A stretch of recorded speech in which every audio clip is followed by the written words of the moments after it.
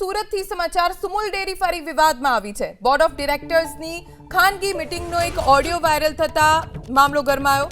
ડિરેક્ટર્સની ગુપ્તતાનો ભંગ થતા સ્ટેટ રજિસ્ટ્રારને ફરિયાદ કરવામાં આવી।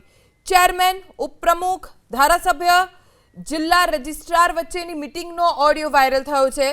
કોઈ ડિરેક્ટરે મોબાઈલમાં વાતચીત રેકોર્ડ કર્યા બાદ તેને વાયરલ કરી છે।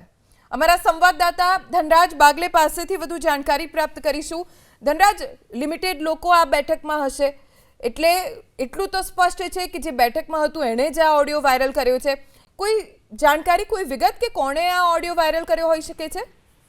જી બિલ, મહત્વપૂર્ણ ડિરેક્ટરોની બેઠક હતી અને આ બેઠકમાં 4 થી 5 જ ડિરેક્ટરો મોજૂદ હતા અને એમાં આ મીટિંગ છે યોજવામાં આવી હતી। આખરે કયા ડિરેક્ટરે આ ઓડિયો છે રેકોર્ડ કર્યો છે એની અત્યારે હાલ તપાસ કરવામાં આવી રહી છે। પરંતુ જે રીતે વિશ્વાસના માહોલ વચ્ચે જે મીટિંગનું આયોજન કરવું હતું ત્યારે આ રીતે ઓડિયો વાયરલ થઈ જવો ચકચાર મચી જવા પામી છે।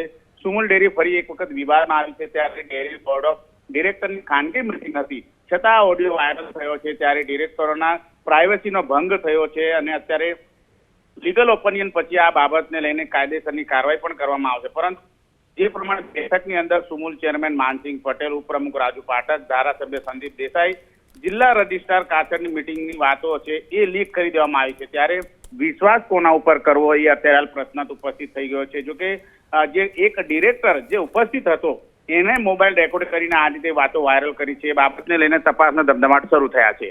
જી ધનરાજ, આભાર જાણકારી આપવા માટે।